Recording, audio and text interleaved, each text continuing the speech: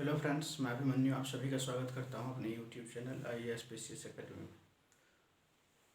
आज हम केंद्रीय मंत्रिपरिषद को पढ़ने जा रहे हैं।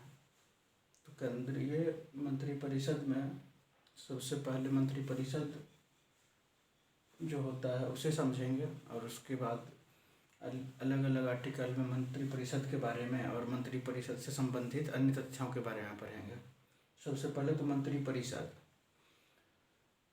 राष्ट्रपति की सहायता के लिए एक मंत्रिपरिषद होता है, जो कि आर्टिकल 74 में लिखा हुआ है। यानी कि राष्ट्रपति को सहायता और सलाह देने के लिए एक मंत्रिपरिषद होता है। और जब हम राष्ट्रपति का पढ़ रहे थे तो उसमें भी जो था कि राष्ट्रपति नाम मात्र का कार्यपालिका का अध्यक्ष होता है, लेकिन असली जो कार्यपालिका का कार्य करता है वो मंत्रिपरिषद ही करता है। तो इसमें आइए हम देखते हैं आर्टिकल 74 में क्या है। राष्ट्रपति को सहायता और सलाह के लिए एक मंत्रिपरिषद चाहिए होता है, यानी कि एक मंत्रिपरिषद होता है। और फिर मंत्रियों के द्वारा दी गई सलाह जो होती है वह न्यायालय में जांच के योग्य नहीं होती है। उसे न्यायालय में न्यायालय उसे जांच नहीं कर सकती है। इसका अर्थ यही हुआ कि जो मंत्री कार्य करेंगे, मतलब जो सलाह देंगे राष्ट्रपति को या कार्य करेंगे, मंत्री ही तो कार्य करते हैं, वह न्यायालय के जांच में नहीं आता है। उसके अलावा उसके बाद आर्टिकल 75 देखते हैं। इसमें प्रधानमंत्री की नियुक्ति राष्ट्रपति करेगा। प्रधानमंत्री की नियुक्ति कौन करता है? राष्ट्रपति करता है। और प्रधानमंत्री के सलाह पर, मतलब प्रधानमंत्री जिन लोगों को बोलेंगे मंत्री बनाने के लिए, उन लोगों को मंत्री बनाया जाएगा। प्रधानमंत्री की सलाह पर अन्य मंत्रियों की नियुक्ति की जाती है और फिर बाद में उन्हें शपथ दिलाया जाता है। फिर मंत्रिपरिषद के सदस्यों की संख्या जो है 15% से अधिक नहीं होनी चाहिए, 15% से कम ही होनी चाहिए। किसके 15% से कम? जो लोकसभा में जितने मेंबर हैं 543, उससे कम ही होनी चाहिए। यानी कि 543 है तो उसका आप 15% निकाल लें, जितना होगा उतना या उससे कम, उससे ज़्यादा नहीं हो सकता है। यह जिस समय ये अटल बिहारी वाजपेयी की सरकार थी उस समय 91वां संविधान संशोधन हुआ था 2003 ईस्वी में। तो उस समय इसमें मतलब परिवर्तन करके मतलब संविधान संशोधन करके यह बात डाली गई। फिर यदि दल बदल कानून के तहत यदि किसी सदस्य को निष्कासित कर दिया जाता है तो वह सदस्य मंत्री बनने योग्य नहीं रहता है, यानी कि उसका निष्कासन हो जाता है, पार्लियामेंट से ही निष्कासन हो जाता है। तो इस कारण से मंत्री वह नहीं बन सकता है। फिर अगला पॉइंट जो है वह मंत्रिपरिषद लोकसभा के प्रति सामूहिक रूप से जिम्मेदार होता है। मंत्रिपरिषद जो होती है वह लोकसभा के प्रति सामूहिक रूप से उत्तरदायी होता है। फिर आर्टिकल 77 भारत सरकार के कार्य का संचालन। भारत सरकार के जो कार्य होते हैं उसका संचालन किस प्रकार से होता है, तो आइए देखते हैं। आर्टिकल 77 में है भारत सरकार के समस्त कार्य राष्ट्रपति के नाम पर किए जाते हैं। जितने भी कार्य होंगे और कोई भी जो भी डॉक्यूमेंटेशन होगा सभी के राष्ट्रपति के नाम पर होंगे। जो भी कार्य हो, जो भी कोई भी चीज़ डॉक्यूमेंट तैयार हो या कानून बने या कुछ भी हो, सारी चीज़ें राष्ट्रपति के नाम पर ही होंगी। फिर कार्य आवंटन जो किया जाता है, मंत्रियों का जो कार्य आवंटन किया जाता है वह राष्ट्रपति ही उसका नियम बनाते हैं।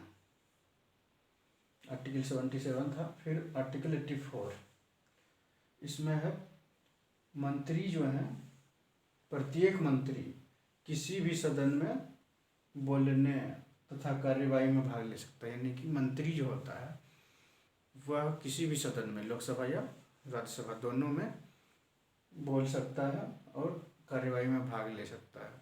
यदि प्रश्न पूछा जाता है लोकसभा में या राज्यसभा में तो प्रश्न का उत्तर मंत्रियों के ही द्वारा दिया जाता है। यदि लोकसभा में पूछा जाएगा तो लोकसभा में जवाब देंगे लिखित या बोल के, या राज्यसभा में पूछा जाएगा तो राज्यसभा में देंगे। तो इस कारण से जो मंत्री होते हैं उन्हें सदन में बोलने और कार्यवाही में भाग लेने का अधिकार होता है, लेकिन मतदान करने का अधिकार नहीं होता है। वह जिस सदन के होते हैं उसी सदन में वो सिर्फ मतदान कर सकते हैं।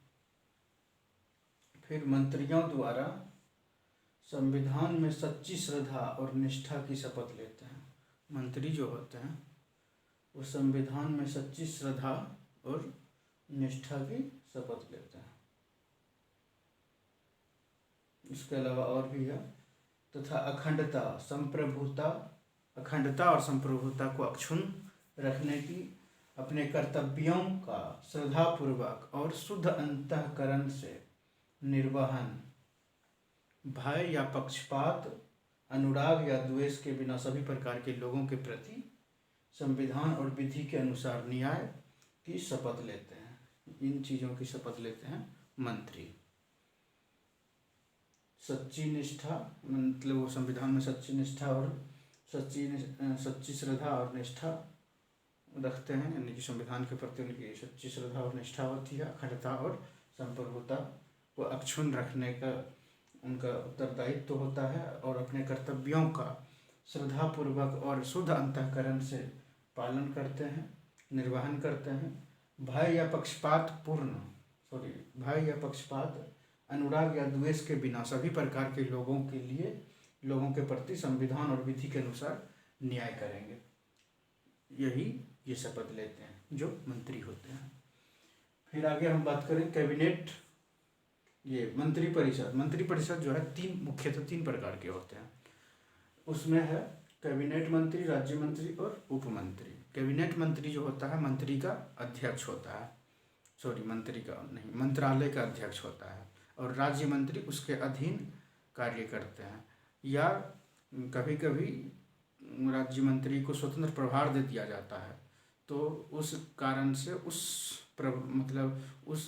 एक तरह से विभाग का वह हेड हो गया और अपने हिसाब से वह कार्य करेगा। और यदि स्वतंत्र प्रभार नहीं देकर उन्हें किसी कैबिनेट मंत्री के अंडर रखा जाता है तो उस सिचुएशन में जो राज्य मंत्री होंगे वह एक तरह से सहायक का कार्य करेंगे कैबिनेट मंत्री का। और फिर तीसरे जो हैं उप मंत्री जो है यह एक तरह से इनकी सहायता के लिए होते हैं। फिर एक संसदीय सचिव है, यह भी एक तरह से मंत्री के समकक्ष ही होते हैं। तो संसदीय सचिव भी एक तरह से सहायता करते हैं, जो संसद में एक तरह से अलग अलग संसद में बहुत सारे कमेटियाँ बनाई जाती है, उस कमेटियों के सदस्य होते हैं, कहीं अध्यक्ष होते हैं, और उस कारण से ये जो संसदीय सचिव होते हैं वो उस कार्य को एक तरह से कार्य का निष्पादन करते हैं और उस कार्य को करने में सहायता करते हैं। फिर किचन कैबिनेट की यदि बात की जाए तो किचन कैबिनेट में जो सरकार में उपस्थित प्रमुख व्यक्ति हैं वह उनका एक ग्रुप होता है 8-10 या 12-15 या 4-5 लोगों का।